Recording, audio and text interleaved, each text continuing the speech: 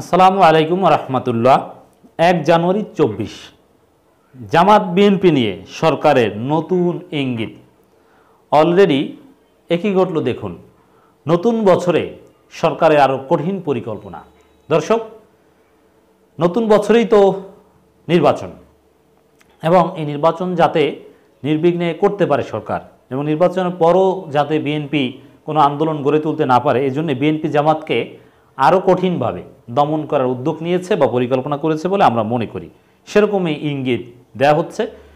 2টা case study করব, যেগুলো ইঙ্গিত দেয় সরকার জামাত বিএনপির ক্ষেত্রে আরও কঠোর। আর কত কঠোর হবে?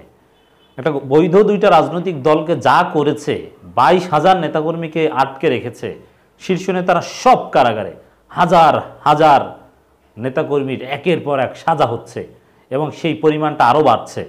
মানে আমরা ইঙ্গিত পাচ্ছি আগামী 1-1.5 সপ্তাহ বা 15 দিনের মধ্যে আমিরে জামাত, জামাতের সেক্রেটারি, বিএনপির আরও অনেক বড় বড় নেতাসহ এমন এমন পরিস্থিতির শিকার হতে পারে, খুব শীঘ্র কারাগার থেকে বের হওয়া তাদের জন্য কঠিন হতে পারে, যদি আওয়ামী লীগ যেভাবে চায় সেভাবে চলতে পারে, আওয়ামী লীগের পরিকল্পনা মাফিক রাষ্ট্র দেশ সব যদি চলে। এটা কঠিন ইঙ্গিত। যারা বাহিরে আছে বিএনপি জামাতের, তাদেরকেও আটকে রাখার একটা পরিকল্পনা বা ইঙ্গিত আমরা পাচ্ছি। যেমন একটা নিউজ আপনাদের সামনে এসেছে, নিঃসন্দেহে রিজভীকে খুঁজছে পুলিশ, শীঘ্রই গ্রেপ্তার ডিবি।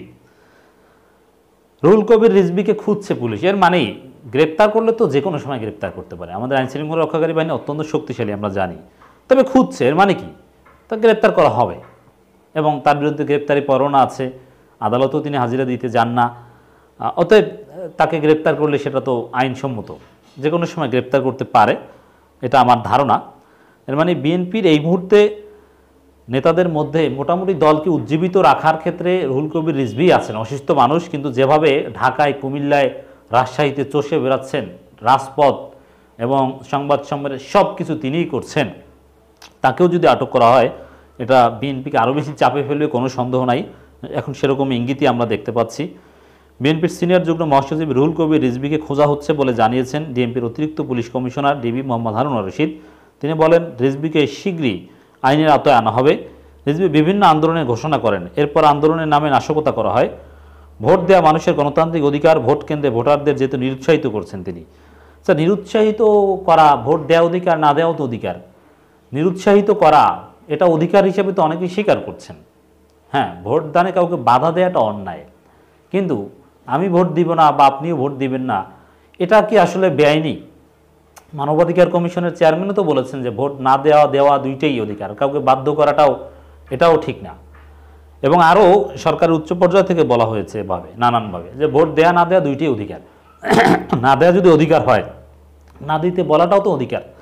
তাহলে এটা একজন পুলিশ কর্মকর্তা কিভাবে বলেন জানি না। রিজভীর বিরুদ্ধে আরও একাধিক অভিযোগ রয়েছে। তবে এই যে আন্দোলনে ঘোষণা করা, ভোট দিতে নিরুৎসাহিত করা, এটা তার বিরুদ্ধে কোনো গ্রেপ্তার করার মতো অভিযোগ বলে পুলিশও মনে করে না, আমি যেটা মনে করি। কিন্তু তার বিরুদ্ধে অন্যান্য অভিযোগ রয়েছে। ডিবি প্রধান কথা বলেন, হারুন সাহেব বলেন, যাদের বিরুদ্ধে মামলা ছিল অনেকে বড় বড় নেতাকে আমরা গ্রেপ্তার করেছি। রুহুল কবির রিজভীকে খোঁজা হচ্ছে, তাকেও শীঘ্রই আইনের আওতায় আনা হবে। রিজভীকে উদ্দেশ্য করে তিনি বলেন, একজন অসুস্থ মানুষ একটু পরপর আন্দোলনে ঘোষণা করেন। একজন অসুস্থ মানুষ কিভাবে এসব আন্দোলনে ঘোষণা করেন? মানে এভাবে তার অসুস্থতা নিয়ে, তার আন্দোলনের ঘোষণা নিয়ে কি প্রশ্ন করতে পারেন? হ্যাঁ, তিনি যেহেতু পুলিশ আইন অনুযায়ী দায়িত্ব পালন করতে বাধ্য, আদালত যদি তাকে গ্রেপ্তার করতে বলে, অথবা গ্রেপ্তারি পরোয়ানা থাকে, বা পুলিশ যদি যে কোনো কারণে গ্রেপ্তার করতে চায়, গ্রেপ্তার করবে, এবং সেই গ্রেপ্তারে সহযোগিতা করাও একটা দায়িত্বের মধ্যে পড়ে রুহুল কবির রিজভী সুনাগরিক হিসাবে। কারণ সুনাগরিক সবসময় আইন বাস্তবায়নে সহযোগিতা করবেন, এটা আমরা বিশ্বাস করি। কিন্তু তিনি অসুস্থ হয়ে আন্দোলনের ঘোষণা করেন, এই প্রশ্ন কিভাবে উত্থাপন করা হয়? আর আন্দোলনের ঘোষণা করা কি অন্যায়? এটা কি সাংবিধানিক অধিকার নয়? অবশ্যই তিনি আন্দোলন ঘোষণা করতে পারেন। তিনি হাসপাতালের বেডে বসেও তো আন্দোলন ঘোষণা করার অধিকার রয়েছে। তিনি দলের সিনিয়র যুগ্ম মহাসচিব, তিনি করবেন না, তাহলে কে করবেন?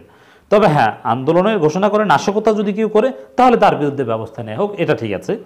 কিন্তু আন্দোলনে ঘোষণা করার ক্ষেত্রে তো সবসময় লেখা দেখি আমরা শান্তিপূর্ণ আন্দোলন, এবং বিএনপি কোথাও নাশকতা করে, এটা তো এখন পর্যন্ত কোনো তদন্তের মাধ্যমে জুডিশিয়াল প্রক্রিয়ায় প্রমাণিত হয়েছে এই সাম্প্রতিক বিষয়, এটা তো আমরা দেখছি না।